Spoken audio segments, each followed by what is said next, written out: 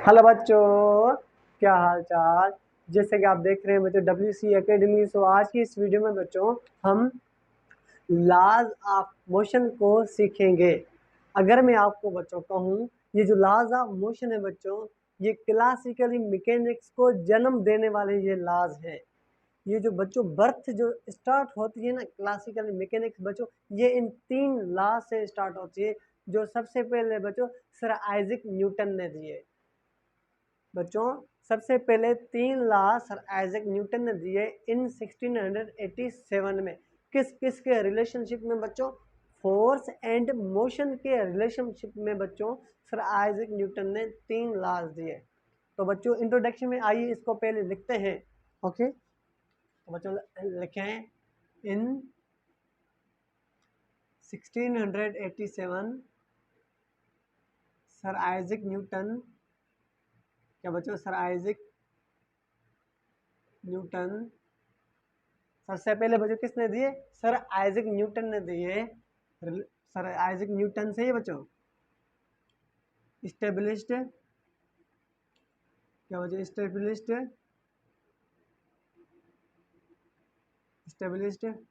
Relationship, क्या बच्चों? Relationship between किस किस के बच्चों रिलेशनशिप में सर आइजैक न्यूटन ने बच्चों दिए। इसको आप समझना बहुत इंपॉर्टेंट है बच्चों। किस किस के बच्चों रिलेशनशिप में बच्चों? एक फोर्स और एंड मोशन के रिलेशनशिप। क्या बच्चों? एक सर आइजैक न्यूटन ने बच्चों हमें बताया कि एक फोर्स और मोशन के बीच में जो ये रिलेशन है, उसके बीच में सर आइजैक न्यूटन ने बच्चों 3 लॉज ऑफ मोशन दिए। तो देखें, जब हम फर्स्ट लॉ ऑफ मोशन बच्चों सीखेंगे, उसमें भी बच्चों हम फोर्स एंड मोशन की बात करेंगे।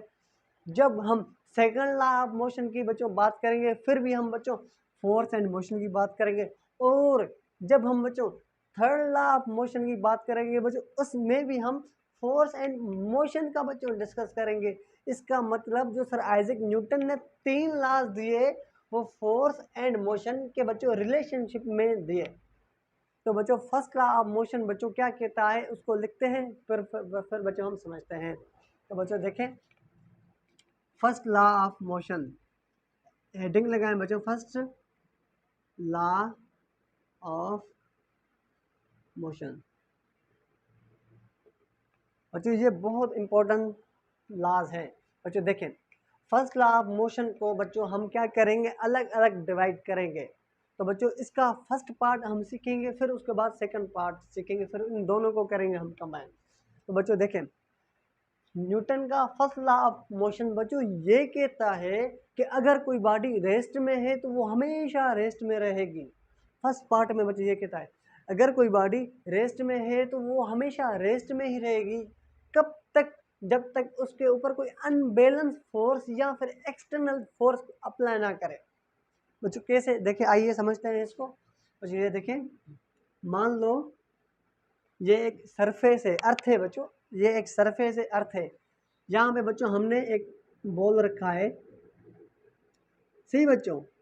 यहाँ पे हमने क्या रखा है बच्चों? हमने बॉल रख दिया है। अगर मैं आपको बोलूँ, मैं इसके ऊपर बच्चों फोर्स लगा रहा हूँ। क्या बच्चों? इसको फोर्स लगा रहा हूँ बच्चों, कितना? 10 न्यूटन का। न्यूटन क्या है बच्चों? फोर्स का SI यूनिट है बच्चों, सही है। मैं 10 न्यूटन राइट तरफ इस बॉल को बच्चों फोर्स लगा रहा हूँ, सही है। आप देखें, 10 न्यूटन बच्चों मैं फोर्स को इस तरफ बच्चों में फोर्स लगा रहा हूँ। अब अगर मैं आपसे पूछूं, हाँ भाई आप बताओ मुझे, ये जो बॉल है वो किस तरफ जाएगा? 10 न्यूटन बच्चों इस तरफ इसको फोर्स लग रहा है, 10 न्यूटन इसको इस तरफ फोर्स लग रहा है। अब आप कहेंगे सर ये जो बॉल है ना ये इस तरफ जाएगा, ये ना इस तरफ जाएगा। क्यों मैं पूछूं? आप कहेंगे सर इस वजह से नहीं जाएगा, क्योंकि सर इसके ऊपर ये बैलेंस फोर्सेस लग रहे हैं। ये देखें बच्चों, सपोज करें ये हमारे पास बॉल है, मैं 10 न्यूटन इस तरफ फोर्स लगाऊं, 10 न्यूटन इस तरफ फोर्स लगाऊं, क्या ये मार्कर बच्चों मूव करेगा? नहीं करेगा। इक्वल फोर्स लगा रहा हूं बच्चों, ये देखें नहीं मूव कर रहा। तो बच्चों ये रेस्ट में है तो ये रेस्ट में ही रहेगा। अगर बच्चों इसके ऊपर इक्वल फोर्स लग रहे हैं तो अब हम इसको बच्चों मोशन में कैसे लाएंगे?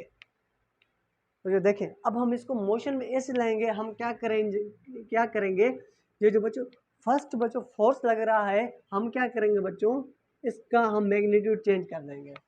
अब देखें बच्चों, अब मैं 30 न्यूटन का फोर्स इस तरफ लगा रहा हूँ, 10 न्यूटन का फोर्स इस तरफ लगा रहा हूँ बच्चों, ये किस तरफ जाएगा, ये राइटवर्ड जाएगा बच्चों। ये देखें, क्यों कि इसका फोर्स ज़्यादा है, तो बच्चों ये देखें ये राइटवर्ड मूव करता जाएगा।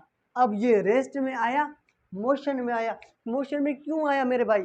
इस वजह से आया क्योंकि हमने इसके ऊपर फोर्स अप्लाई किया है। फोर्स की वजह से ये जो रेस्ट में था ये मोशन में आ गया। और कब आया? जब हमने अनबैलेंस फोर्स अप्लाई किया बच्चों। ये देखिए, बैलेंस फोर्स है नहीं, अनबैलेंस फोर्स अप्लाई किया। ये फर्स्ट लॉ ऑफ मोशन का बच्चों फर्स्ट पार्ट हमने डिस्कस किया। अब सेकंड पार्ट की तरफ बच्चों हम चलते हैं। बच्चों देखें, सेकंड पार्ट में बच्चों जो फर्स्ट न्यूटन है बच्चों, वो कहता है अगर कोई बॉडी मोशन में है तो वो हमेशा मोशन में ही रहेगी। कब तक रहेगी? जब तक उसके ऊपर कोई एक्सटर्नल फोर्स अप्लाई ना करें। मोशन में क्या ये हो सकता है कि कोई बॉडी मोशन में रहे? जी हाँ, हो सकता है बच्चों। देखें, ये जो अर्थ है बच्चों, अर्थ होती है ना हमारी, मान लो हम स्पेस में चलते हैं, अर्थ है हमारी, ओके।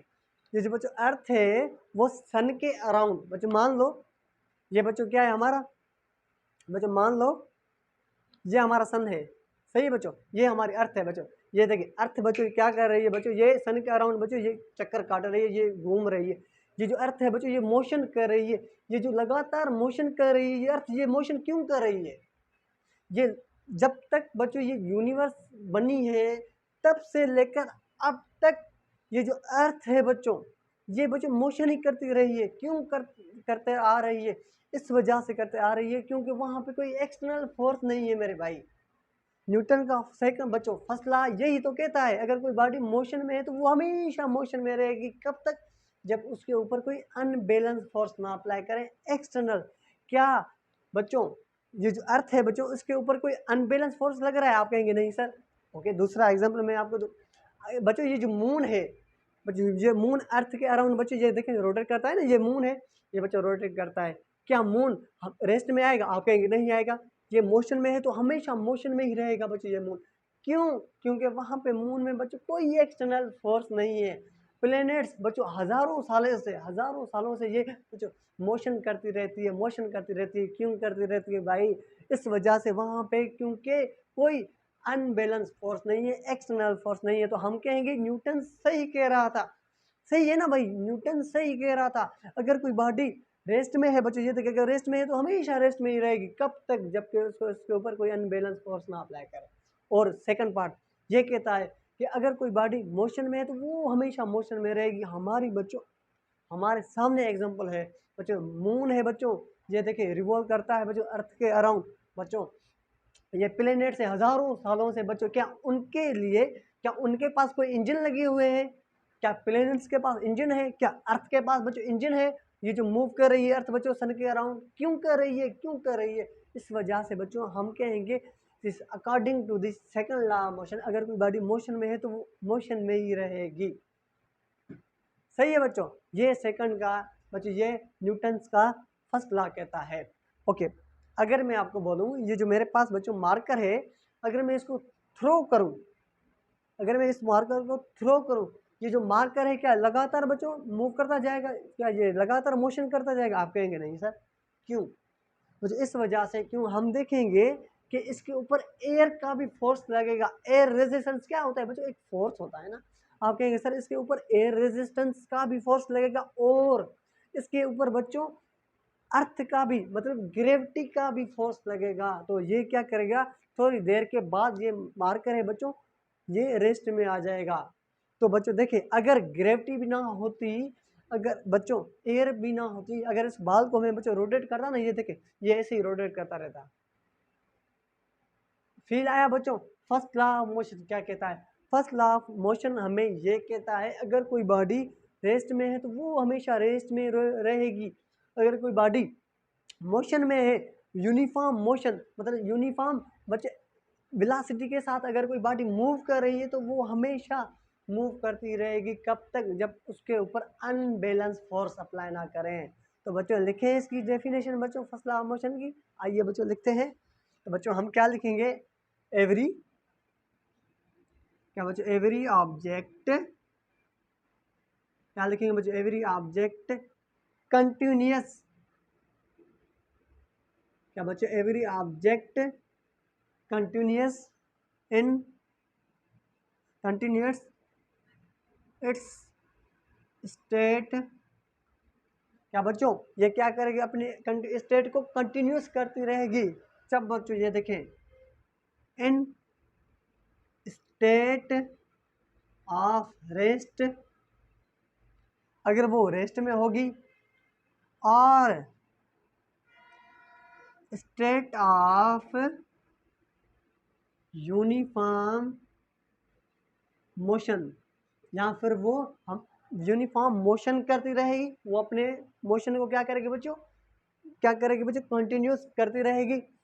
कब तक बच्चों, अनटिल एंड अनलेस, कब तक बच्चों, जब तक उसके ऊपर until and unless unbalance force apply ना करें बच्चों, क्या, until and unless unbalance force, unbalance force act on it, first law of motion बच्चों हमने कर दिया डिफाइन। अब देखें बच्चों, अब हमें फोर्स की भी डेफिनेशन मिल रही है। कौन सी फोर्स, क्या है बच्चों, फोर्स ने क्या किया, अगर ये रेस्ट में था तो फोर्स ने क्या किया, इसको मोशन में कर दिया। तो बच्चों मोशन में क्यों कर दिया बच्चों, क्योंकि हमने उसके फोर्स अप्लाई किया। तो हम कहेंगे फोर्स का काम ये भी है, अगर कोई बॉडी रेस्ट में है तो उसको मोशन में लाना, अगर कोई बॉडी मोशन में है तो उसको रेस्ट में लाना। ये भी किसका काम है बच्चों, फोर्स का काम है। तो बच्चों फोर्स की डेफिनेशन लिखें, हमें मिल गई ना बच्चों फोर्स। तो बच्चों आइए लिखें। अच्छा क्या लिखेंगे हम बच्चों, हम लिखेंगे फोर्स की डेफिनेशन। ओके बच्चों, तो बच्चों लिखें, हम लिखेंगे फोर्स इज एजेंट, क्या बच्चों, फोर्स इज एजेंट डेट, क्या करता है बच्चों, इसकी, अगर ये रेस्ट में है तो इसकी स्टेट चेंज करता है, इसको मोशन में आता है। क्या बच्चों, force is agent that changes, क्या बच्चों, चेंजेस है, और टेंड्स टू चेंज। अब सर ये टेंस का क्या मतलब है, समझाता हूँ बच्चों, इसको लिखें, और tends to change, change state of a body, of a body. सही बच्चों। अब देखिए, फोर्स ऐसा एजेंट है जो changes or tends to change state of a body. बच्चों देखिए, फोर्स का काम होता है बच्चों क्या, स्टेट को चेंज करना। बच्चों फोर्स का काम ये होता है कि वो क्या करे बच्चों, उसका मतलब हम कहेंगे कि फोर्स का मकसद ये होता है स्टेट को चेंज करना। टेंस का मतलब ये है बच्चों, इस टेंस का मतलब ये है कि फोर्स का मकसद ये होता है कि बच्चों उसकी पोजीशन चेंज करना। अगर वो रेस्ट में है तो उसको मोशन में लाना, अगर वो मोशन में है तो वो उसको बच्चों क्या, रेस्ट में लाना। लेकिन अगर बच्चों ये देखें, अगर मैं आपको बोलूं कि फोर्स का काम, मकसद ये है कि बच्चों अगर कोई बॉडी रेस्ट में है तो उसको मोशन में लाएगी, उसका मकसद ये है, उसका बच्चों ये मतलब नहीं है कि वो हमेशा उसमें चेंजिंग लाए, ऐसा नहीं है बच्चों, फोर्स हमेशा चेंजिंग नहीं लाएगा, उसका सिर्फ मकसद होता है। टेंस का मतलब है उसका मकसद होता है चेंज करना। बच्चों ये देखें, अगर ये मेरे पास बोर्ड है, अगर मैं बच्चों इसको फोर्स लगाऊं, ये देखें, मैं इसके ऊपर फोर्स लगा रहा हूँ, क्या ये जो बोर्ड है बच्चों या अपनी पोजीशन चेंज कर रहा है, नहीं कर रहा। हमने फोर्स तो अप्लाई किया ना, आपने बताया सर, आपने बोला कि फोर्स अपनी कोई भी अगर स्टेट होती है बच्चों, रेस्ट में होती है, उसको मोशन में लाती है, आपने तो ये बताया सर, ये तो नहीं करा। मैंने बोला that changes or tends to change. बच्चों फोर्स का मकसद ये है चेंज करना, लेकिन ये चेंज नहीं हो रही। तो हमेशा फोर्स का मतलब स्टेट को चेंज करना नहीं होता, टेंड्स टू चेंज, मकसद चेंज करना होता है। आगे बच्चों जहाँ तक आपको समझ में बात, ओके। अब बच्चों देखें, अब उसके बाद बच्चों एक कॉन्सेप्ट आता है बच्चों किसका, इनर्शिया का। इनर्शिया बच्चों वेरी इंपॉर्टेंट कॉन्सेप्ट है इनर्शिया। क्या है बच्चों, हेडिंग लगाएं इनर्शिया। ओके, इनर्शिया क्या है बच्चों, देखें अगर कोई बॉडी रेस्ट में है तो वो रेस्ट में क्यों है, अगर कोई बॉडी मोशन में है तो वो मोशन क्यों कर रही है। बच्चों देखिए अर्थ है ना बच्चों, ये मोशन कर रही है, अगर ये अर्थ है प्लेनेट से, ये मोशन क्यों कर रहे हैं। अगर कोई बॉडी रेस्ट में है तो वो रेस्ट में क्यों है, उस वजह से है क्योंकि बच्चों इनके पास इनर्शिया है। इनर्शिया क्या है बच्चों, इनर्शिया एक ऐसी प्रॉपर्टी है जो अगर कोई बॉडी मोशन में होता है तो उसको मेंटेन करती है, मोशन में रखती है। अगर कोई बॉडी रेस्ट में होता है तो उसको वो क्या करती है, मेंटेन करती है, उसको रेस्ट में रखती है। अगर बच्चों ये यहाँ पे मैं यहाँ पे स्टैंड करा हुआ हूँ मैं बच्चों, अगर मान लो मैं एक स्टेचू हूँ, सही है, अब बात कर रहा हूँ इसका ये मतलब नहीं मैं स्टेचू में, मान लो अगर मैं स्टेट में हूँ तो बच्चों मुझे रेस्ट में रखने वाली चीज़ कौन सी है, इनर्शिया। ये हर वो बॉडी जिसके पास बच्चों मास हो उसके पास क्या होगी, इनर्शिया होगी। और ये देखें, ये मार्कर है इसके पास मास है, इसके पास इनर्शिया है। ये माइक है बच्चों, इसके पास मास है, इसके पास इनर्शिया है। आपके पास मास है, आपके पास क्या है बच्चों, इनर्शिया है। बोर्ड क्या है बच्चों, इसके पास मास है, इसके पास इनर्शिया है। तो हम कहेंगे हर वो बॉडी जिसके पास मास हो उसके पास क्या होगी बच्चों, इनर्शिया होगी। लेकिन फोटॉन के पास बच्चों क्या इनर्शिया नहीं होती, वो मासलेस पार्टिकल है। ओके, तो हम कहेंगे इनर्शिया ऐसी प्रॉपर्टी है बॉडी की बच्चों जो क्या करती है बच्चों, बॉडी को मेंटेन करती है। अगर कोई बॉडी रेस्ट में है तो वो हमेशा रेस्ट में रहेगी, क्यों, क्योंकि उसके पास इनर्शिया है। अगर कोई बॉडी मोशन में है तो वो मोशन करती रहेगी, क्यों, क्योंकि बच्चों उसके पास इनर्शिया है। मैंने कहा कि अगर जिस बॉडी के पास भी मास होगा हम कहेंगे उसके पास इनर्शिया है। तो बच्चों इसकी डेफिनेशन लिखते हैं इनर्शिया के, बच्चों क्या लिखेंगे, हम लिखेंगे it is a property, it is a property. ये क्या है बच्चों, ये एक प्रॉपर्टी है डेट डेट मेंटेन्स, क्या करती है बच्चों, ये मेंटेन्स करती है, maintains state of a body, of a body. सही है बच्चों, इनर्शिया एक ऐसी प्रॉपर्टी है जो बॉडी को बच्चों क्या करती है, बच्चों मेंटेन करती है। अगर कोई बॉडी मोशन में है तो उसको मोशन में रखने वाली चीज़ कौन, इनर्शिया। अगर कोई बॉडी रेस्ट में है तो उसको रेस्ट में रखने वाली चीज़ कौन है भाई, ये इनर्शिया। तो हम कहेंगे बच्चों जिस बॉडी के पास मास होगा उसके पास क्या होगा, इनर्शिया होगा। तो इस पॉइंट को भी बच्चों लिखते हैं इनर्शिया, क्या लिखेंगे बच्चों, inertia, inertia is direct mayor in mass of a body. क्या बच्चों, मास ऑफ अ बॉडी। क्या मतलब हुआ इस बात का, इस बात का मतलब ये हुआ हर वो बॉडी जिसके पास मास होगा उसके पास होगी इनर्शिया। सही बच्चों, अब देखें अगर कोई बॉडी मोशन कर रही है तो उसको मोशन करने रखने वाली चीज़ कौन, इनर्शिया। अगर कोई बॉडी रेस्ट में है तो उसको रेस्ट में रखने वाली चीज़ कौन है बच्चों, वो इनर्शिया। इस वजह से हम फर्स्ट लॉ ऑफ मोशन को कहते हैं कि inertia. First law of motion को बच्चों क्या कहते हैं, it is also called the inertia. क्यों कहते हैं बच्चों, मैंने आपको रीज़न बताया। अगर कोई बॉडी रेस्ट में है तो उसको रेस्ट में रखने वाली चीज़ कौन, इनर्शिया। अगर कोई बॉडी मोशन कर रही है बच्चों, मोशन में इसको रखने वाली चीज़ कौन है, वो inertia. That's why we also called the first law of motion is also called the inertia. सही बच्चों, तो हम क्या लिखेंगे बच्चों, हम यहाँ पे एक पॉइंट लिखेंगे first law of motion is also called the inertia. क्या बच्चों, हम लिखेंगे first law of motion is also called,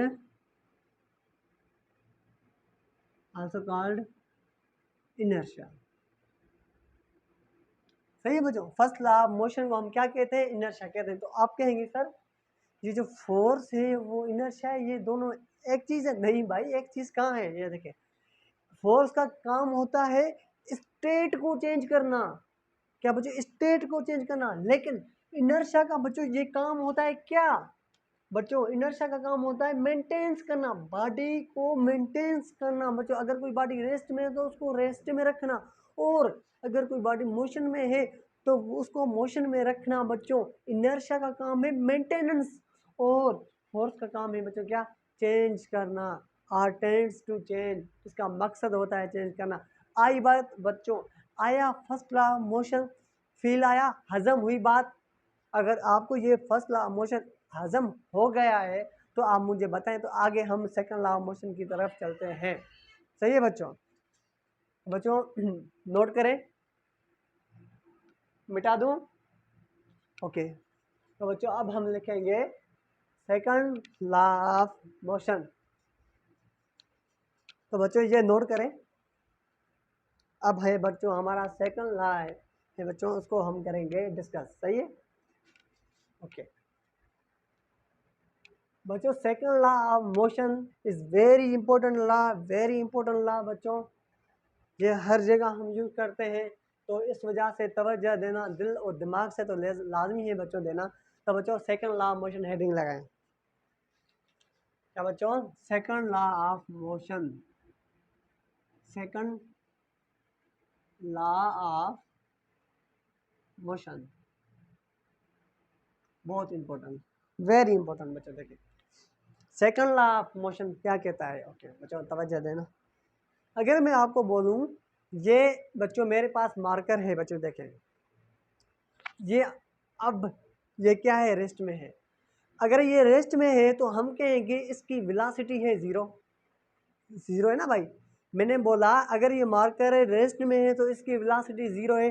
बच्चों देखें, जब मैंने उसके ऊपर फोर्स अप्लाई किया तो बच्चों वेलोसिटी में चेंज आई, और वेलोसिटी में चेंज होती है तो क्या प्रोड्यूस होती है? एक्सीलरेशन प्रोड्यूस होती है।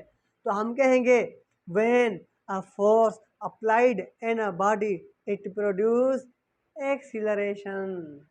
क्या बच्चों? When a force applied in a body it produce acceleration. बच्चों देखें, इस सेकंड लॉ ऑफ मोशन के भी दो पार्ट्स हैं, इसको क्या करेंगे? अलग अलग हम डिस्कस करेंगे, अलहिदा अलहिदा, दिल और दिमाग से समझेंगे बच्चों। तो बच्चों क्या हम लिखेंगे? फर्स्ट में हम लिखेंगे व्हेन अ फोर्स अप्लाइड, सही बच्चों, when a force applied on a body it produce, क्या बच्चों? इट प्रोड्यूस, क्या प्रोड्यूस हुई? एक्सीलरेशन प्रोड्यूस हुई। वेरी गुड मेरे भाई, एक्सीलरेशन। सही बच्चों। अब देखें, अगर मैं एक कंडीशन ड्रा करूं, देखें ये है सरफेस। सरफेस क्या है? अर्थ है भाई, जहाँ पे मैं अभी खड़ा हुआ हूँ, जो आपको लेक्चर दे रहा हूँ, वही तो अर्थ है ना भाई। देखें बच्चों, यहाँ पे एक बॉल है, मैंने ड्रा किया। क्या किया बच्चों? मैंने एक बॉल ड्रा कर दिया। ओके, मैं आपको बोलता हूँ ये बॉल है बच्चों क्या? 5 kg का। सही है बच्चों? और ये दूसरा बॉल है बच्चों, ये भी है 5 kg का। दोनों बॉल अर्थ पे है, जमीन पे है, इन दोनों का मास सेम है। ओके बच्चों, इस बॉल के ऊपर मैं क्या कर रहा हूँ? फोर्स लगा रहा हूँ बच्चों। कितना?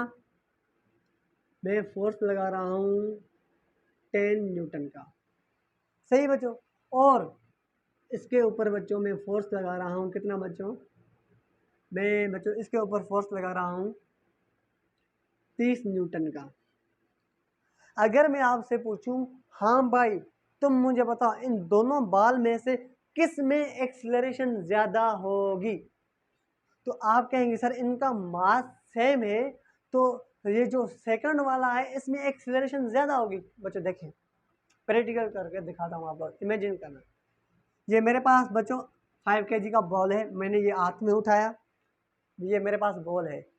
5 बच्चों मैं क्या करूँगा इसको 10 न्यूटन का बच्चों क्या करूँगा इसके ऊपर फोर्स लगाऊंगा बच्चों। ये देखिए मैंने ये बाल उठाया और मैंने इसको थ्रो किया 10 न्यूटन का, तो इसमें क्या हुई थोड़ी कम एक्सीलरेशन प्रोड्यूस हुई। क्यों? तो ये देखिए यहाँ तक हुआ, मान लो यहाँ तक 10 न्यूटन हुआ, मैंने इसको फेंका, कम एक्सीलरेशन प्रोड्यूस हुई। ओके, मान लो बच्चों ये बॉल 5 kg का है, इतनी सेम साइज, और मैंने इसको 3 न्यूटन से फोर्स अप्लाई कर रहा हूँ। मुझे देखना, ये मैंने बॉल उठाया, ये इसको 3 न्यूटन से मैंने 30 न्यूटन से बच्चों मैंने इसको फोर्स अप्लाई किया। तो बच्चों ये देखें, ये था बच्चों 10 न्यूटन वाला बॉल, कम एक्सीलरेशन प्रोड्यूस, और ये 30 न्यूटन वाला बच्चों फोर्स देखें ये ज़्यादा एक्सीलरेशन प्रोड्यूस। तो हम कह सकते हैं बच्चों ये जो फोर्स है वो डायरेक्टली प्रोपोर्शनल कर रहा है बच्चों किसके साथ? एक्सीलरेशन के साथ। जितना ज़्यादा फोर्स होगा उतनी ज़्यादा होगी एक्सीलरेशन। मान लो बच्चों इन दोनों का मास सेम है, सही है, मार्कर का। अगर मैं इसके ऊपर 5 न्यूटन का फोर्स लगाऊं, ये यहाँ पे गिरेगा, सही है, मतलब कम एक्सीलरेशन। अगर मैं इन दोनों का मास है, अगर मैं इसको बच्चों 10 न्यूटन का फोर्स लगाऊं, ये आगे चला गया, मतलब इसमें एक्सीलरेशन ज़्यादा प्रोड्यूस हो गई। तो हम कहेंगे बच्चों क्या ज़्यादा एक्सीलरेशन क्यों पैदा हुई? क्योंकि हमने फोर्स ज़्यादा लगाया। तो हम कह सकते हैं force is directly proportional to the acceleration. जितना ज़्यादा फोर्स उतनी ज़्यादा एक्सीलरेशन। अब आप क्या करेंगे, एक पॉइंट को करेंगे नोट। अब देखें, अगर बच्चों ये देखें फोर्स इस तरफ लग रहा है तो एक्सीलरेशन का भी डायरेक्शन इस तरफ होगा। इस बात को बच्चों नोट करें। अगर बच्चों ये देखें ये बॉल है, तो अगर ये बॉल बच्चों फोर्स में इस तरफ लगा रहा हूँ तो एक्सीलरेशन का डायरेक्शन भी इस तरफ होगा। इस बच्चों पॉइंट को नोट करें। देखें, अगर बच्चों ये देखें बॉल ये है, अगर बच्चों मैं इसको फोर्स इस तरफ लगा रहा हूँ, एक्सीलरेशन का डायरेक्शन भी इस तरफ। जो डायरेक्शन फोर्स का होगा वही डायरेक्शन किसका होगा? एक्सीलरेशन होगा। ये बात को समझ लो, याद कर लो, रिफ्रेश कर लो मेरे भाई। जो डायरेक्शन फोर्स का होगा वही डायरेक्शन एक्सीलरेशन होगा। अगर बच्चों फोर्स मैं इस तरफ लगा रहा हूँ, ये देखें ये एक बॉल है, मैं इस तरफ फोर्स लगा रहा हूँ F, तो एक्सीलरेशन किस इस तरफ होगा? नहीं, एक्सीलरेशन होगा इस तरफ। क्यों? जो फोर्स का डायरेक्शन होगा वो ही एक्सीलरेशन का डायरेक्शन होगा। तो बच्चों इस पॉइंट को हम लिखेंगे बच्चों क्या? फोर्स का डायरेक्शन बच्चों किस तरफ होगा? इन दी डायरेक्शन ऑफ एक्सीलरेशन का किस तरफ डायरेक्शन होगा? इन दी डायरेक्शन ऑफ फोर्स। किस तरफ बच्चों? फोर्स। एक्सीलरेशन का जो डायरेक्शन होगा वही फोर्स का होगा, जो फोर्स का डायरेक्शन होगा वही एक्सीलरेशन का डायरेक्शन होगा। तो ये फोर्स का इस तरफ डायरेक्शन, एक्सीलरेशन का इस तरफ डायरेक्शन। फोर्स का डाउनवर्ड डायरेक्शन, एक्सीलरेशन का डायरेक्शन डाउनवर्ड। ये बच्चों ये देखें मेरे पास मार्कर है, मैंने इसको थ्रो किया, फोर्स डाउनवर्ड, एक्सीलरेशन डाउनवर्ड। मैंने इसको अपवर्ड थ्रो किया, तो बच्चों ये फोर्स अपवर्ड, एक्सीलरेशन अपवर्ड। मैंने इसको इस तरफ थ्रो किया, तो बच्चों ये देखिए ये फोर्स इस तरफ और एक्सीलरेशन भी इस तरफ। अगर मैंने इस तरफ इसको थ्रो किया तो बच्चों फोर्स इस तरफ तो एक्सीलरेशन इस तरफ। इस बात को रिफ्रेश कर लो, जिस तरफ फोर्स का डायरेक्शन होगा वो ही एक्सीलरेशन का डायरेक्शन होगा। तो बच्चों मैंने क्या किया, अगर मैंने आपको बोला कि फोर्स किस पे बच्चों डिपेंड कर रहा है? एक्सीलरेशन पे। मतलब जितना ज़्यादा फोर्स होगा इतनी ज़्यादा एक्सीलरेशन। इन दोनों में बच्चों किस में ज़्यादा एक्सीलरेशन होगी? तो आप कहेंगे भाई सर ये जो फोर्स है इन दोनों का मास सेम है, ये जो बच्चों F इज 30 न्यूटन का फोर्स लग रहा है उसके ऊपर फोर्स एक्सीलरेशन ज़्यादा होगी। तो हम कह सकते हैं force is directly proportional to the acceleration. तो बच्चों इस पॉइंट को लिखते हैं हम क्या? हम लिखेंगे हुज मैग्नीट्यूड, मतलब बच्चों force whose magnitude is directly proportional to the force. सही बच्चों, मतलब एक्सीलरेशन बच्चों किस पे डिपेंड करेगी? फोर्स पे। जितना ज़्यादा फोर्स उतनी ज़्यादा एक्सीलरेशन। ओके, ये दूसरी बात आपको मैं प्रैक्टिकली समझाता हूँ। सही बच्चों, तो आइए अब मैं क्या करूँगा बच्चों, इस प्रैक्टिकली मैं आपको समझाऊँगा। अब क्या होता है, बहुत से स्टूडेंट रट्टा लगा लेते हैं, उनको कॉन्सेप्ट नहीं होता, ये मिसकंसेप्शन लेके बैठते हैं कि यार फर्स्ट पॉइंट तो हमें याद आ गया है समझ में कि जो फोर्स होता है बच्चों वो किसके प्रोपोर्शनल होता है, डायरेक्ट, मतलब एक्सीलरेशन डायरेक्टली प्रोपोर्शनल होती है फोर्स की। अब ये जो दूसरी बात होती है बच्चों वो उनको समझ में नहीं आती है, उसके लिए बच्चों हम क्या करेंगे, एक डेमोन्स्ट्रेशन के लिए मैं आपको प्रैक्टिकली समझाऊंगा। तो बच्चों देखें, तो बच्चों देखें अब हम क्या करेंगे, फर्स्ट पार्ट हो गया कंप्लीट, फोर्स डायरेक्टली प्रोपोर्शनल है किसके, एक्सीलरेशन के। सेकंड पार्ट बच्चों ये देखें हमें क्या कहता है, अगर ये बॉडी का मास है बच्चों, ये देखें अगर मैं इसको 5 न्यूटन अज्यूम करता हूँ, यहाँ पे 5 न्यूटन हो रहे हैं बच्चों, ये देखें मैंने इसके ऊपर 5 न्यूटन का बच्चों ये देखें अप्लाई किया फोर्स बच्चों, देखें ये उस तरफ मतलब ज़्यादा इसमें एक्सीलरेशन प्रोड्यूस हुई, क्यों प्रोड्यूस हुई, मास कम था, एक्सीलरेशन हुई ज़्यादा प्रोड्यूस, मतलब ये चला गया रॉकेट की तरह चला गया। ओके, अब अगर मास ज़्यादा हो क्या एक्सीलरेशन उसमें बहुत ज़्यादा प्रोड्यूस होगी, तो बच्चों देखें, बच्चों ये देखें मेरे पास ये एक बोतल है, सही है, अब इसका मास ज़्यादा है, ये देखें अब सेम फोर्स बच्चों यहाँ पे मैंने इसको फ्री क्या थ्रो किया था, अब देखें बच्चों मैंने इसको क्या करूँगा, इसको थ्रो करूँगा बच्चों, देखें ये बच्चों यहाँ पे गिरा, क्यों गिरा, तो हम कह सकते हैं कि अगर मास ज़्यादा हो गया तो एक्सीलरेशन कम प्रोड्यूस हुई। तो बच्चों इसके लिए मैंने आपको प्रैक्टिकली समझाया है कि अगर क्या बच्चों, अगर मास बच्चों ज़्यादा होगा तो एक्सीलरेशन कम प्रोड्यूस होगी। बच्चों हमने क्या किया, इनके डब्बे को मैंने बच्चों ये देखिए जैसे मैंने इसको बच्चों क्या किया, थ्रो किया, मास कम था तो उसकी ज़्यादा एक्सीलरेशन प्रोड्यूस हुई। तो हम कह सकते हैं कि acceleration is inversely proportional to the mass. तो बच्चों इस पॉइंट को लिखें, हम लिखेंगे क्या बच्चों, एक्सीलरेशन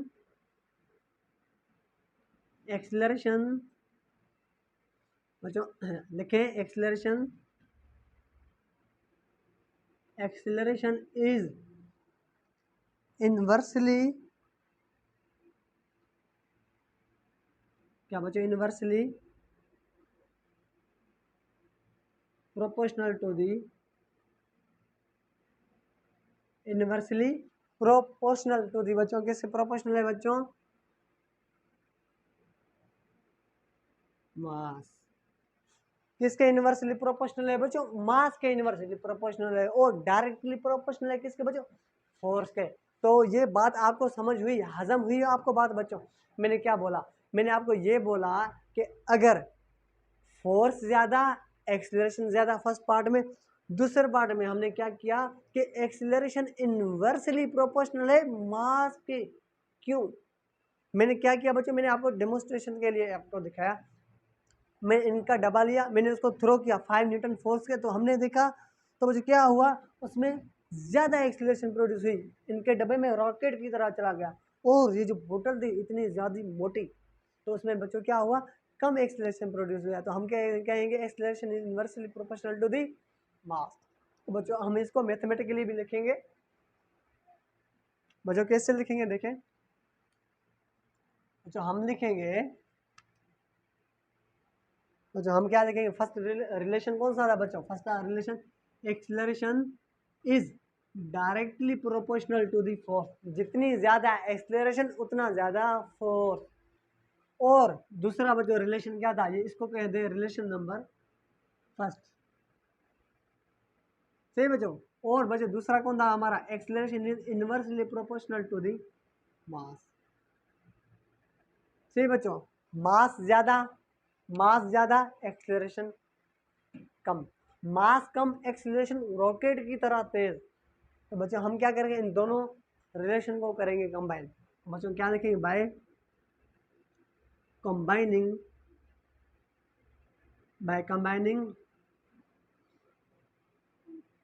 दोज रिलेशन, क्या करेंगे बच्चों, इन दोनों रिलेशन को क्या करेंगे बच्चों, इनको करेंगे हम कंबाइन, सही बच्चों। अब हम इनको करेंगे कंबाइन, तो हम क्या लिखेंगे बच्चों, A is direct proportional to the F upon M, इन दोनों को हमने कंबाइन कर दिया, सही बच्चों। अब देखें ए, जब भी बच्चों हम प्रोपोर्शनल की साइन हटाते हैं तो हम क्या करते हैं बच्चों, वहाँ पे लिखते हैं एक कांस्टेंट, क्या बच्चों हम क्या लिखेंगे यहाँ पे, के लिखेंगे कांस्टेंट, सही है बच्चों। और बच्चों मल्टीप्लाई में क्या है, फोर्स है, और बच्चों इसके साथ डिवाइड में एम।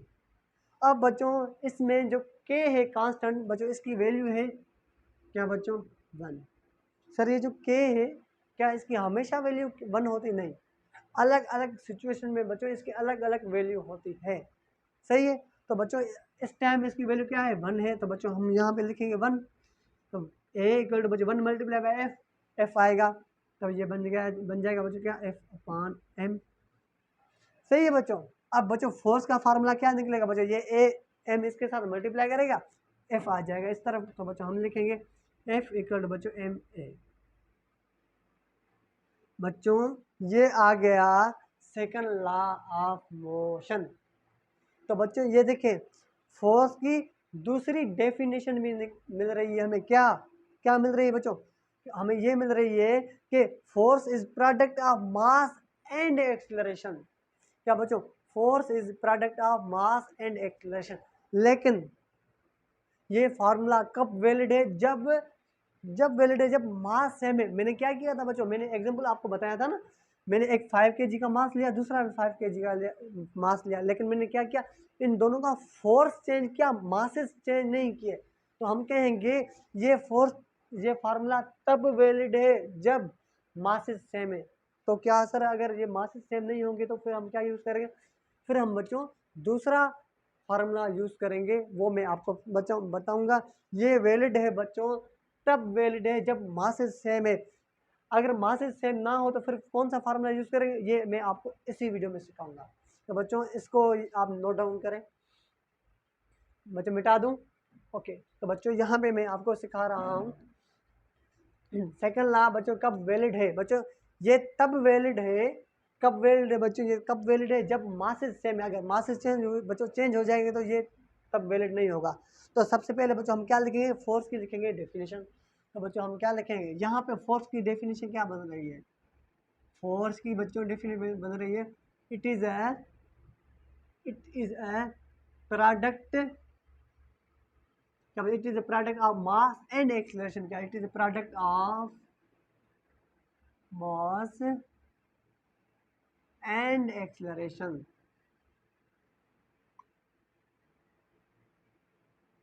सही बच्चों।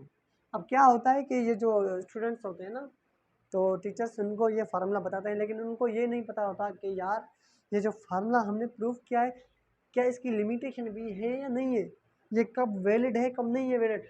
बच्चों ये जब वैलिड है जब मासेस सेम है, और कब वैलिड नहीं है जब मासेस सेम नहीं होंगे, तो ये भी मैं आपको बताऊंगा। तो बच्चों देखें फोर्स का बच्चों अगर मैं एसआई यूनिट आपसे पूछूं, एसआई यूनिट बच्चों, तो बच्चों हम इसको ऐसे भी लिखते हैं किलोग्राम मीटर पर सेकंड स्क्वायर, सही है बच्चों। और बच्चों हम इसको बच्चों ऐसे भी लिखते हैं बच्चों, कैसे, हम बच्चों इसको लिखते हैं क्या, हम इक्विवेलेंट करते हैं बच्चों इसको न्यूटन के। इसका बच्चों जो ऐसा यूनिट होता है वो न्यूटन भी होता है, सही बच्चों, ओके। और अगर मैं इसका आपसे पूछूं बच्चों, मुझे आप इसका सीजीएस सिस्टम में आप यूनिट बताएं, तो बच्चों इसका जो फोर्स का बच्चों, ये जो सीजीएस सिस्टम में बच्चों जो यूनिट होता है बच्चों, क्या बच्चों सीजीएस सिस्टम में बच्चों इसका यूनिट होता है क्या बच्चों, डायन। सर डायन नहीं बच्चों, डायन, सही है, ओके। सीजीएस सिस्टम में यूनिट का बच्चों ये जो यूनिट होता है वो होता है क्या, डायन, नहीं डायन, ओके। और बच्चों अगर हम बात करें बच्चों सीजीएस, अगर हम बच्चों बात करें एफपीएस में, एफपीएस सिस्टम यूनिट्स में बच्चों ये जो फोर्स का बच्चों जो यूनिट होता है वो होता है पाउंड। एसआई सिस्टम में बच्चों यूनिट न्यूटन, बच्चों सीजीएस में डाइन, और एफपीएस में बच्चों यूनिट क्या होता है इसका, पाउंड होता है। अब हम देखेंगे ये जो फार्मूला है ये कब वैलिड है कब नहीं है बच्चों, ओके। अब हम देखेंगे ये जो सेकंड लॉ ऑफ मोशन है ये कब वैलिड है कब वैलिड नहीं है। और देखें मैंने आपको बताया सेकंड लॉ ऑफ मोशन तब वैलिड है जब मास सेम है, सही है बच्चों। देखें अगर मैं आपको बोलूँ ये है बच्चों क्या है, एक रॉकेट है, मान लेते हैं रॉकेट है, बनाया तो अच्छा नहीं है मैंने, रॉकेट है बच्चों, सही है। अब ये बच्चे, ये जो रॉकेट है बच्चों, ये गैस निकालता है, एग्जॉस्ट बच्चों क्या गैस निकालता है रॉकेट। ये एग्जॉस्ट गैस बच्चों क्यों निकालता है, हम कहेंगे इसके बाद बच्चों क्या है, फ्यूल है। फ्यूल किस बच्चों, फ्यूल किसके फॉर्म में, मास के फॉर्म में। मतलब जैसे जैसे बच्चों ये जो रॉकेट है उड़ता जाएगा तो उसका फ्यूल जो मास है चेंज होता जाएगा। तो हम कहेंगे इस कंडीशन में क्या बच्चों, हम कहेंगे इस कंडीशन में F is M A valid नहीं है। क्या कहेंगे बच्चों, हम कहेंगे इस कंडीशन में F is M A valid नहीं है। क्यों वैलिड नहीं है मेरे भाई, इस वजह से क्योंकि इसमें मास चेंज हो रहा है। F equal to M A तब वैलिड है, तब वैलिड है कब, जब मास सेम हो। तो बच्चों सर तो आप बताएं ना कि कौन सा फार्मूला वैलिड होगा। तो आइए बच्चों इसको हम डिस्कस करते हैं। बच्चों इसको नोट डाउन करें, इंपॉर्टेंट पॉइंट थी। इसमें क्या हो रहा था, मास चेंज हो रहा था। जब मास चेंज हो रहा था तो तब हम F equal to M A बच्चों फार्मूला यूज़ नहीं करेंगे। तो बच्चों देखें, असल में बच्चों चेंज इन, देखो बच्चों जो सेकंड लॉ मोशन है बच्चों वो हमें बताता है change in momentum, change in momentum, सही बच्चों, equal to applied force, applied force. बच्चों असल में जो second Newton law of motion है बच्चों, सेकंड लॉ वो हमें ये बताता है कि change in momentum equal to applied force. तो बच्चों देखें, चेंज इन मोमेंटम का बच्चों फार्मूला होता है change in momentum divided by time equal to F. क्या बच्चों, पी क्या है, हम डिनोट करते हैं चेंज इन मोमेंटम। सर ये मोमेंटम क्या होता है बच्चों, इसको मैं इंशाल्लाह नेक्स्ट वीडियो में मैं आपको समझाऊंगा कि मोमेंटम का कॉन्सेप्ट क्या होता है। सही बच्चों, मोमेंटम। तो बच्चों देखें, मान लो कि बच्चों ये हमारे पास एक बॉडी है जिसका मास है m। सही बच्चों, बच्चों इसकी इनिशियल वेलोसिटी है वी आई। जब ये रेस्ट में था इसकी इनिशियल वेलोसिटी बच्चों क्या है वी आई। मैंने इसके ऊपर अप्लाई किया फोर्स। जब मैंने इसके ऊपर फोर्स अप्लाई किया, क्या बॉडी बच्चों यहाँ पे नहीं आएगी, डिस्प्लेसमेंट कवर करेगी ना। मुझे देखो मैंने इसको धक्का लगाया, यहाँ पे आ गई। तो हम कहेंगे ये जो बॉडी है बच्चों m, तो इसकी फाइनल वेलोसिटी भी हो गई। और यहाँ से लेकर यहाँ तक बच्चों इसको एक टाइम लगा होगा जिसको हमने कहा ठीक नहीं लगा होगा। मैंने इसको धक्का लगाऊंगा तो बच्चों ये देखें, इसको बच्चों जब मैंने इसको धक्का लगाया तो ये यहाँ पे आएगी तो इसको बच्चों कोई टाइम लगा होगा ना, मूव करते हुए टाइम लगा होगा। तो हमने कहा यहाँ से लेकर यहाँ तक इसको टाइम लगा ठीक। अब देखें हम मोमेंटम की बात कर रहे हैं तो बच्चों चेंज के, बच्चों ये देखें चेंज का सिंबल आ रहा है।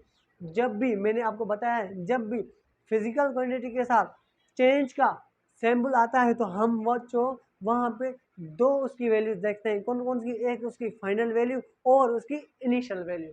तो हम बच्चों क्या लिखेंगे यहाँ पे, हम लिखेंगे फोर्स इक्वल टू बच्चों क्या, इसकी फाइनल वैल्यू और इसकी initial value divided by T. मैंने पी एफ क्यों लिखा, फाइनल वेलोसिटी बच्चों इस वजह से लिखा क्योंकि बच्चों जब भी क्या बच्चों, जब भी फिजिकल क्वांटिटी के साथ चेंज का वर्ड होता है तो हम उसकी बच्चों दो वैल्यूज देखते हैं। तो बच्चों आप इसको ऐसे लिख लें कि क्या बच्चों, P V F minus V I divided by time. सही है बच्चों, फाइनल वेलोसिटी। और जब हम वेलोसिटी की बात कर रहे हैं तो इस वजह से हम क्या लिखेंगे बच्चों, वेलोसिटी का कॉन्सेप्ट यहाँ पे रखेंगे। ओके ओके बच्चों, अब देखिए अगर मैं आपसे इसका इनिशियल मोमेंटम पूछूं तो आप कहेंगे इसका बच्चों इनिशियल मोमेंटम बन जाएगा क्या, एम वी वन। सही है बच्चों, अगर मैं आपसे पूछूं इसका आप मुझे फाइनल मोमेंटम बताएं तो आप कहेंगे सर इसका फाइनल मोमेंटम बन जाएगा एम वी एफ। सही है बच्चों, ओके। अब हम लिखेंगे बच्चों पी वी एफ, मतलब बच्चों फाइनल मोमेंटम बच्चों क्या है, M V F minus initial momentum बच्चों क्या है, M V I divided by बच्चों टी। सही है। अगर बच्चों मैं आपसे पूछूं बच्चों हम क्या करेंगे, इसमें एम निकालेंगे कॉमन, ये बन जाएगा F V F minus V I divided by बच्चों टाइम। सही है बच्चों, एम है बाहर तो बच्चों V F minus V I बच्चों क्या होता है, change in velocity. Change in velocity बच्चों किसके बराबर होती है, एक्सीलरेशन के पास। तो बच्चों आ गया F is equal to M A. लेकिन बच्चों ये फार्मूला हमेशा वैलिड है, लेकिन ये फार्मूला बच्चों हमेशा वैलिड नहीं है। सही है बच्चों। तो मैं आपको कहूँगा कि बच्चों ये जो फार्मूला मैंने आपको बताया है ये हमेशा वैलिड है, ये वाला। अब बच्चों हम क्या करेंगे, इसको डिफरेंशियल फॉर्म ऑफ इक्वेशन में सेकंड लॉ ऑफ मोशन को बच्चों करेंगे डिस्कस। तो बच्चों ये नोट करें। ओके, तो बच्चों हम क्या करेंगे, डिफरेंशियल फॉर्म ऑफ इक्वेशन बच्चों यहाँ पे लिखेंगे। सही है, तो बच्चों हम लिखेंगे क्या बच्चों, डिफरेंशियल, क्या बच्चों, डिफरेंशियल फॉर्म ऑफ इक्वेशन, क्या बच्चों, डिफरेंशियल फॉर्म ऑफ इक्वेशन हम लिखेंगे। सही है बच्चों। तो देखें बच्चों यहाँ पे क्या है बच्चों, चेंज इन मोमेंटम, मतलब एफ इक्वल टू बच्चों change in momentum divided by change इन, क्या है बच्चों, टाइम है। सही है बच्चों। अब हम बच्चों क्या करेंगे, जब हम डिफरेंशिएट करेंगे तो हम क्या लिखेंगे, छोटा सा मोमेंटम, छोटे से मोमेंटम के लिए बच्चों हम लिखेंगे D P divided by D T. सही है बच्चों, एफ सेम। अब बच्चों डी सेम, बच्चों मोमेंटम का बच्चों फार्मूला क्या होता है, मास इनटू वेलोसिटी।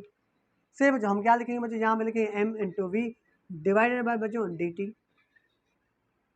सही है बच्चों, एफ सेम। अब हम क्या करेंगे, इनको अलग अलग क्या करेंगे बच्चों, इनको अलग अलग करेंगे बच्चों, क्या डिफ्रेंशिएट करेंगे। सही है बच्चों। तो बच्चों ये देखिए, मैं इसको पहले अलग डिफ्रेंशिएट करूंगा और इसको अलग डिफ्रेंशिएट करूंगा।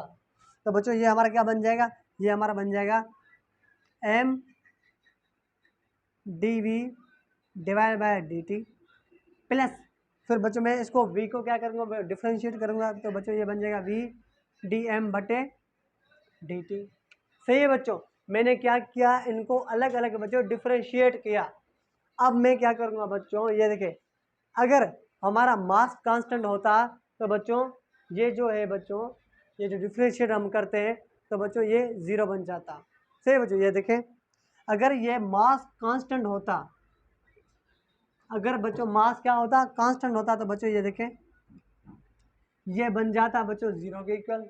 सही है, और मैं एम लिखता सेम, और change in velocity divided by change in time होता है एक्सीलरेशन। तो आ गया बच्चों ये क्या, F is equal to M है। तो बच्चों अब हम क्या करेंगे, ये आ गया बच्चों, ये देखिए, अगर कोई आपसे पूछे कि सेकंड लॉ ऑफ मोशन कब वैलिड है, आप कहेंगे ये जो मैंने बच्चों आपको बताया। बच्चों ये मैं दोबारा लिखता हूँ यहाँ पे, एफ इक्वल टू बच्चों क्या बन गया हमारा, बच्चों हमारा क्या आया formula, F equal to M D V बटे डी टी प्लस क्या बच्चों, वी डी एम बटे डी टी। बच्चों ये हमारा ऑलवेज करेक्ट है, ये हमेशा हमेशा हमारा फार्मूला सही है बच्चों। लेकिन अब हम क्या करते हैं बच्चों, हम F is equal to M A को बच्चों पढ़ते हैं, क्यों, हम 95% इसको पढ़ते हैं। अगर कोई आपसे पूछे सेकंड लॉ ऑफ मोशन का वैलिड फार्मूला कौन सा है, आप कहेंगे सर ये फार्मूला है वैलिड। अगर डिफरेंशियल पूछ रहा है, अगर डिफरेंशियल आपसे नहीं पूछ रहा तो आप कहेंगे सर ये फार्मूला है, अगर डिफरेंशियल नहीं पूछ रहे तो ये वैलिड है। F equal to M A तब वैलिड है मेरे बच्चों जब मास सेम है। बच्चों ये था सेकंड लॉ ऑफ मोशन। अब हम बच्चों क्या करेंगे, थर्ड लॉ ऑफ मोशन को करेंगे डिस्कस। तो बच्चों ये नोट डाउन करें,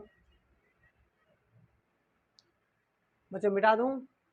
ओके, तो बच्चों आप यहाँ पे ऐसे लिख सकते हैं, अगर फाइनल वेलोसिटी पूछ नहीं रहा तो अगर मैंने इनिशियल मोमेंटम लिखा है तो आप लिखेंगे बच्चों क्या, final momentum minus initial momentum. सही है बच्चों, तो मिटा दूं। ओके, तो बच्चों अब हम बच्चों पढ़ेंगे न्यूटन्स का थर्ड लॉ, न्यूटन्स का थर्ड लॉ ऑफ मोशन। तो बच्चों देखिए, बहुत से स्टूडेंट को मिसकंसेप्शन होता है कि ये जो sir Newton third law of motion, क्या ये होता है कि मैंने एक दोस्त को थप्पड़ मारा और उसने मुझे थप्पड़ मारा, ये क्या Newton third law of motion हो गया? नहीं बच्चों, ऐसा नहीं है, ये Newton third law of motion नहीं है। ये Newton third law of motion हमें ये बताता है कि अगर हम एक्शन करेंगे, मतलब एक्शन मतलब हम फोर्स लगाएंगे, हमें एक रिएक्शन में हमें एक फोर्स लगेगा, वो Newton law of third law of motion है। देखें, आप कह रहे हैं कि सर मैंने एक बंदे को थप्पा मारा और उसने मुझे मारा, कि एक्शन रिएक्शन है? नो, ये थर्ड लॉ ऑफ मोशन नहीं है। देखें, अगर मैंने किसी बंदे को थप्पा मारी और उसके चिक्स ने मेरे ऊपर ये जो फोर्स लगाई ना बच्चों, ये Newton third law of motion है। सही बच्चों, मान लो देखें, मान लो ये मोटा आदमी है, सही बच्चों, ये क्या है, मोटा आदमी है, सही है, मैंने एक मोटा आदमी बना दिया है, और ये एक पतला आदमी है जो मैं हूँ। मैंने क्या बच्चों इसके ऊपर फोर्स अप्लाई किया, ये देखिए बच्चों मैंने इसके ऊपर फोर्स अप्लाई किया। देखिए मैं इस मोटे को, इस मोटे बंदा है ना भाई, मैं इस मोटे को जब फोर्स अप्लाई करूंगा बच्चों, ये देखिए मैंने इसके ऊपर फोर्स अप्लाई करूंगा तो इसके रिएक्शन में मुझे एक फोर्स अप्लाई होगा, क्या है कि मुझे फोर्स अप्लाई होगा। वो बंदा बेचारा नहीं मोटा लगा रहा है मेरे ऊपर, वो तो जान बचा के भाग रहा है, लेकिन मैंने उसके ऊपर जब फोर्स अप्लाई किया, एक्शन किया, मतलब एक्शन मैंने पॉजिटिव किया, पॉजिटिव बच्चों ये थे एक्शन किया, तो उसकी बॉडी जो उस टाइम मेरे ऊपर फोर्स लगाएगी ना, वो होगा रिएक्शन। और मैंने एक्शन इस तरफ पॉजिटिव, रिएक्शन में फोर्स लगेगा निगेटिव। तो ये है Newton third law of motion. तो बच्चों हेडिंग लगाएं, Newton third law of motion, मैंने इन प्रैक्टिकली आपको समझाया। Newton third law of motion, सही है बच्चों, मतलब हम एक्शन करेंगे हमारे ऊपर रिएक्शन करेगा, लेकिन एक बात नोट करें, एक्शन रिएक्शन एक बॉडी पे नहीं होगा बच्चों, डिफरेंट बॉडी पे होगा, अलग बॉडी पे होगा। तो हम पहले वाली पॉइंट लिखें बच्चों, क्या लिखेंगे हम लिखेंगे बच्चों क्या, एवरी एक्शन, सही बच्चों, there is equal and opposite reaction, सही बच्चों, क्या अपोजिट रिएक्शन, अपोजिट आ रहा है तो हम लिखेंगे माइनस। मैं ये देखिए बच्चों, अब ऐसा नहीं है कि ये फोर्स पे डिपेंड नहीं कर रहा बच्चों, ऐसा नहीं सोचना कि ये बंदा है मोटा है, सर ने बताया था कि हमने उसके ऊपर फोर्स दिया और मेरे ऊपर कोई रिएक्शन नहीं लग रहा बच्चों, ऐसा नहीं है। आप मेरे ऊपर फोर्स अप्लाई करेंगे ना, तो उस टाइम मेरी बॉडी जो आपके ऊपर फोर्स लगेगी ना, वो थर्ड लॉ ऑफ मोशन है। देखिए दूसरा एग्जाम्पल मैं आपको बताऊं, अगर आप बच्चों देखिए आप स्विमिंग कर रहे हैं वाटर में, देखिए बच्चों आप स्विमिंग पूल में गए, आप जैसे कि स्विमिंग पूल कर रहे हैं, आप एक फोर्स लगा रहे हैं बच्चों, इस तरफ पानी को पीछे धकेल रहे हैं, ये देखिए एक्शन एक्शन, ये जो आपको बच्चों आगे जो आप जा रहे हैं, क्यों जा रहे हैं, क्योंकि आपके ऊपर फोर्स जो वाटर है वो भी फोर्स लगा रहा है, रिएक्शन लगा रहा है। आपने एक्शन किया, पानी को पीछे किया, और रिएक्शन में आपको पानी आगे धक रहा है, आगे घसीट रहा है, हम कहेंगे ये एक्शन है, रिएक्शन है। तो बच्चों हम क्या लिखेंगे, हम लिखेंगे बच्चों एक्शन, एक्शन क्या है बच्चों, हम लिखेंगे बच्चों एक्शन क्या है, एक्शन एक फोर्स है, और रिएक्शन क्या है बच्चों, रिएक्शन भी एक फोर्स है, लेकिन नेगेटिव, क्या बच्चों, लेकिन नेगेटिव, क्यों नेगेटिव, क्योंकि बच्चों अप्लाइड फोर्स इस तरफ है और बच्चों ये अपोजिट फोर्स इस तरफ है, मतलब आपको ये पॉजिटिव और रिएक्शन में आ रहा है नेगेटिव, उस वजह से कहेंगे हम एक्शन एंड रिएक्शन। एक्शन क्या है, फोर्स है, रिएक्शन क्या है बच्चों, एक फोर्स है। तो दूसरी पॉइंट बच्चों, अगर मैंने अपने आप को थप्पा मारे तो क्या ये Newton third law of motion नहीं है, क्यों, क्यों सर, आपने जो बताया कि आपकी चिक्स आपको मारेगी, ये न्यूटन लॉ, लेकिन है, ये Newton third law of motion है, लेकिन किसी और बॉडी पे, मैं अपनी बॉडी पे नहीं होगा। न्यूटन लॉ ऑफ ग्रेविटी तब है जब किसी और बॉडी के ऊपर बच्चे थप्पा मारूं, अगर मेरे पास कोई और आ जाता है बंदा, मैंने उसको थका से मार दी, और उसके चिक्स ने जो मारी वो है न्यूटन थर्ड लॉ, मतलब हम कहेंगे action and reaction do not act on same body. तो बच्चों इस पॉइंट को लिखें, हम लिखेंगे एक्शन एंड रिएक्शन, सही बच्चों, do not act on same body, action and reaction बच्चों एक बॉडी पे नहीं हो सकती, सही बच्चों, एक्शन एंड रिएक्शन एक बॉडी पे नहीं हो सकती। और लास्ट पॉइंट बच्चों, इंपॉर्टेंट पॉइंट बच्चों लिखे, नोट करें बच्चों, फोर्स ऑलवेज एग्जर्ट इन, क्या इन पेयर, फोर्स हमेशा पैर में लगती है। ऐसा नहीं है कि मैंने एक फोर्स लगाया बस यही फोर्स है, नहीं, हमेशा पैर में लगे। अगर मैं बच्चों अर्थ पे हूँ, मेरे ऊपर एक ग्रेविटी की फोर्स लग रही है, तो मेरे ऊपर एक नॉर्मल रिएक्शन भी लग रहा है। ये आपको इसके बाद में समझा दूंगा टॉपिक में। तो बच्चों एग्जिट Newton third law of motion है। आई होप आप मिसकंसेप्शन से दूर रहे होंगे बच्चों। तो आई होप ये वीडियो आपको अच्छी लगी होगी। इंशाल्लाह बच्चों नेक्स्ट वीडियो में मिलते हैं, तब तक के लिए बच्चों मेहनत करते रहें। अल्लाह हाफिज़।